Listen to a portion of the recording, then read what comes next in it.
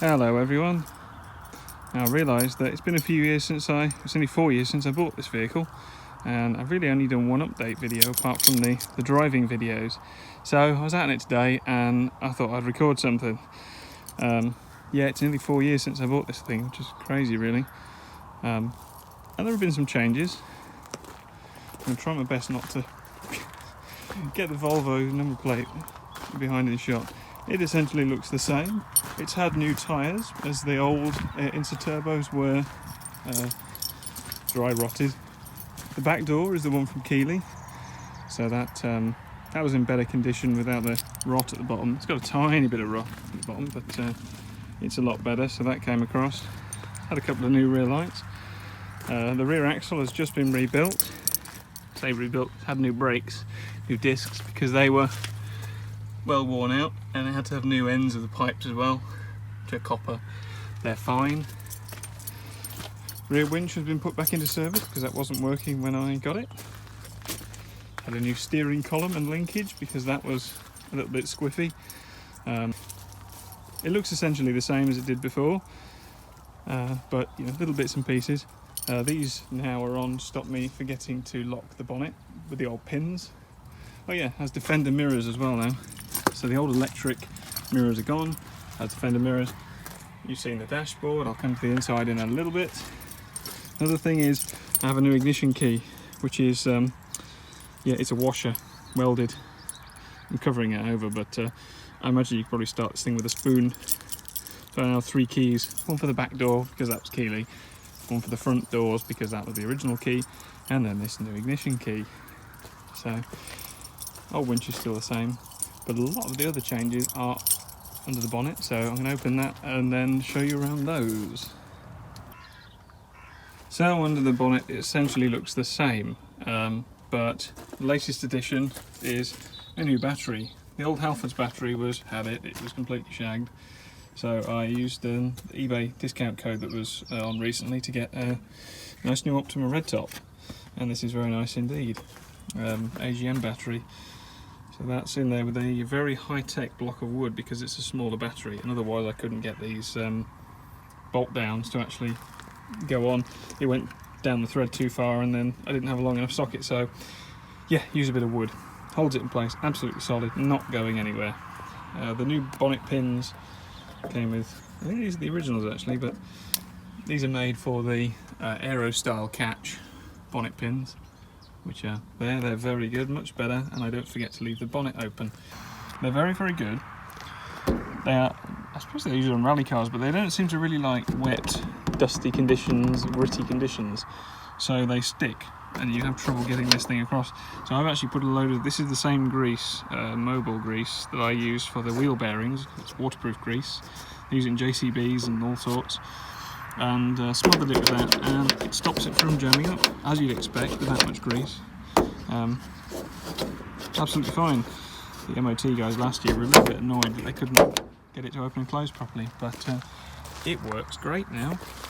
The new battery also has, I bought a C-Tech charger with it, so that has a cable which comes around here, past the second battery. At the minute it comes up to here because it's an easier place to plug it in, but I'm not sure if I'll move it. This corner is a good place to hang the cable down, but obviously you can only do that when it's charging. You wouldn't want it out there all the time. I want it to be somewhere where it's easy to get to, but also it's going to be dry. So at the minute it follows that loom up and goes up there. What else? Oh yeah, new belt, because that was done as part of the service. Had an oil change this year, which is the first time I've actually done it since I've had it. Coolant was changed last year because the water pump was changed as well.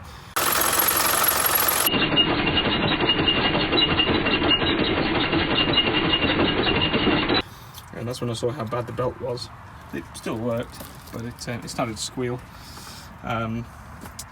It's had the transfer box oil change this year because that was done quite a long time ago now, and I didn't know what condition it was in really, so I changed that. This is the transfer box from Keeley.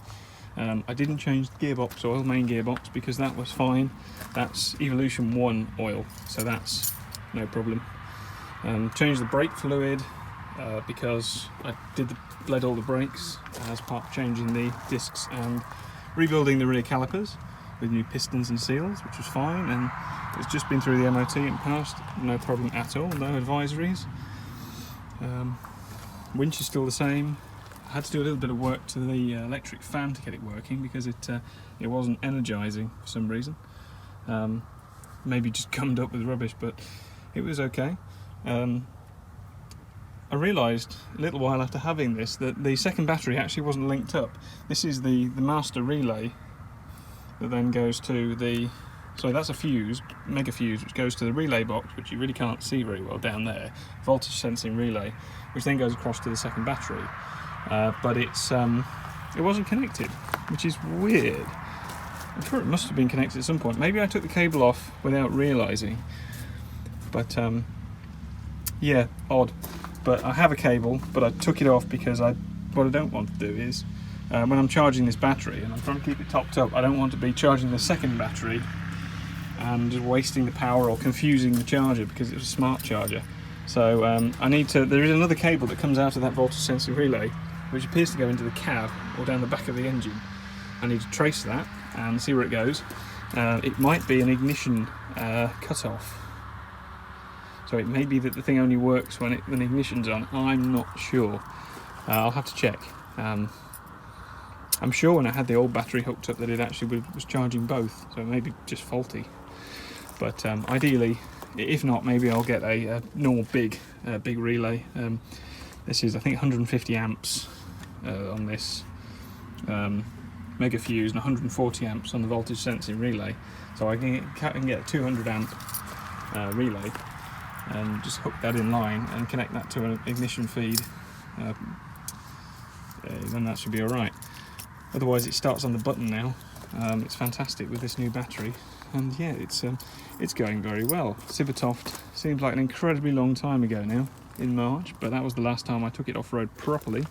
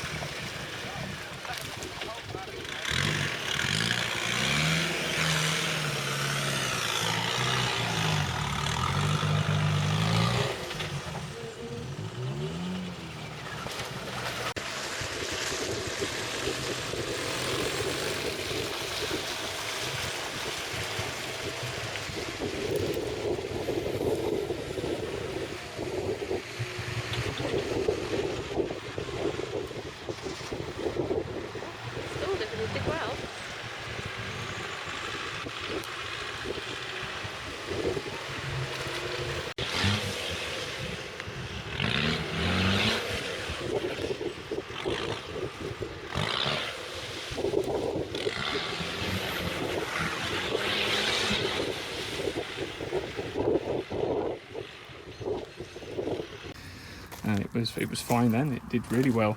The cam lock, diff lock at the back working well, and all kinds of other things. The LEDs that were here are now looking very sad. I don't think any of them work. This is the switch for them. Oh, 2 of them work. That's it, literally 2 of them. I had to cut them along here for the aero bonnet clips. Oh, they've gone out as well now, so 3 more have arrived. So the first 2 went out and then 2 more. Yeah, I'm not going to try and do that, it may burn up. But otherwise, old Bob is doing very well. In his side, things look a little different. The main cowling for the ignition isn't on because it was broken and horrible and it isn't necessary. The dash cam is now permanently in here, and I'll show you where the camera is, which I didn't put the card in for the Sibbertoft day. The dash cam is now there. Little external one. Zoom in. Oh, I can't, never mind. Yeah, a little tiny battery, which is a little tiny camera, sorry, which is nice. Little screen. This is the one that used to be in Bugsy. The light controls now have a toggle switch rather than the crappy button they had before, so they're actually reliable. See that one flashing? There are two above the windscreen and one on this side as well. They're actually reliable now with that switch. Everything moved, as you've seen, into here, and I have more labels on them. We have the switch I showed before, 28.8, which is fantastic for a main battery when the engine is not running. I've had this all apart because... Okay, so I'm in high, and this is all movement, this is all slot. I'm still in high. If I pop it out at high, now we're in neutral. But I can't get it to low. The linkage is moving, the linkage is almost hitting almost hit the transfer box. But you can see how much slot. Now I'm still in neutral. Which I found out to be a grub screw that had fallen out. The arm that goes across here has a little cam which goes this way, and it has a grub screw which holds it in place, and somehow it backed out. Apparently it's a common issue that happens at some point in a Land Rover's life. Keeley was 1994 and it hadn't happened at all, so it decided to happen now for some reason. Fine, whatever. I don't know. Yeah, anyway, quick release steering wheel is now 6 bolts. I've been looking at a new quick release. I had one at one point from eBay, and it failed the MOT because it was too floppy, it was too loose. So there are much better ones out there. I'm looking at those. Maybe. CB radio has been changed because the old one was faulty. Slight change in this thing, which works great. That's powered all of the time. I'm not sure which battery it's powered from though. I need to investigate that still. You'd think after 4 years I'd know all these things, but no. No. Another big change from originally having it is fuel gauge, which is this. Originally it was this sight tube here, which was rubbish. Now it's this, which is a marine gauge, and it's actually in the top of the tank, and it's a float gauge. And I think I was going to do a video about it once, and I just never have done. But it's pretty reliable. I mean, we're on a hill at the moment, so it's not the best. Let's have a look in the back. Yeah. Oh, my WD-40 penetrant escaped. This is the back door from Keeley, so this is the back door organiser, which is, it's held on by some bolts because none of them actually lined up. You would think when you buy one of these that's made for a Discovery, it would actually have holes that line up with the original holes in the car, but none of them did. It's weird. So anyway, the pockets were put on here. I don't think they were meant to be on originally on this panel, but I put them on. So the old Discovery mat was cut down and put in here. The waffle boards there when they're stored. The farm jack is still there. All the rubbish here, including like the seat cover and stuff for the driver's seat. Now that was the best of the previous 4 Inter Turbos. That's a full size spare hanging on the side. That thing weighs a ton. It must be 50 or 60 kilos, it must be. Getting it in there is an absolute nightmare. I hope I don't have to change it because it's a pain getting it out and it's a pain getting a muddy tyre in. Yeah, I don't really want to use that. So yeah, this has the recovery stuff in it and bits and pieces. At the minute I don't have any other tools in here because it's just had the MOT, so I didn't want them in here. But some old wiring in here from lights that used to be up here. I don't need those. The headlining is gone. It was just mouldy, catching water and making mould. I've filled in some of the little gaps where it was dripping a little bit with some different types of sealant. They seem to be holding up okay. There's little bits of surface rust where it has dripped, but it's all okay for now. I moved the high level brake light over from the previous door, and that's just held in with high-tech, well, they're all held in with the wires are held in with high-tech masking tape. Yeah. Rear winch, like I say, is working again when it feels like it. There was a loose connection under the bonnet, which, let me show you where that was. The connection, so there were 2 isolators here, front, rear, and they're in the off position at the moment, and there are connections underneath. And one of them just wasn't connected properly for the rear, so it didn't work. Really odd. Oh yeah, that's actually something else. I can't remember if I removed this in the original video, but that comes off. And it closes the 8274, which is still looking pretty good. There's a switch here, which operates this winch. If I turn the switch on, I still want to move them into the cab, those switches. Yep, that still works. This switch was dead. You can't see it at all. It was completely dead, so I just happened to find another one online which was identical from a sort of cheap eBay supplier. So I bought one of those and fitted it, and it's perfect. Again, absolutely fine. No problems. Filter was changed for an original, the same. I did buy a K&N at one point, but it didn't fit. It was a bit of a gamble. It was silver, I think, but they go rusty. It still works. It obviously just gets wet and damp. It's not intended to be out in the open, but it's fine. The engine doesn't suffer, so I think I've pretty much covered everything. Still has the X disc on this as a handbrake. Works great. I may need to put new pads on it at some point. I think you can still get them because they're a little worn. Looking a bit muddy here from the splashing through the. It's only muddy on one side. That's strange. But yeah, splashing through the Fords and everything here. Otherwise, it is absolutely fine. I'm very happy with it. Here's to 4 more years with Bob and the flaking paint on the roof. Still very pleased with this roll cage. Yeah, so I'm going to carry on, and yeah, here's to 4 more years of Bob the Discovery on the road.